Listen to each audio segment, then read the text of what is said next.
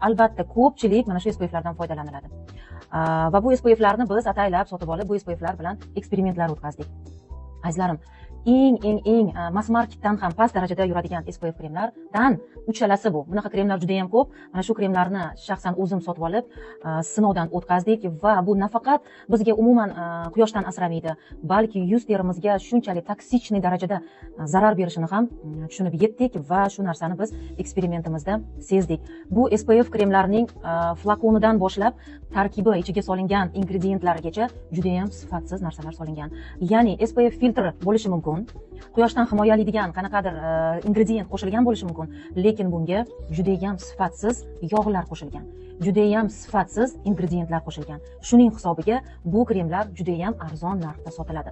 Hech qachon adashmang. Albatta, eng qimmat SPF krem eng zo'ri demoqchi emasman, lekin sinovdan o'tgan mutaxassis sizga tavsiya qilgan kremni albatta foydalanishni tavsiya qilaman. Bu kremlaringiz bo'lsa agar, yaxshilab bu kremlarni skrinshot qilib olinglar.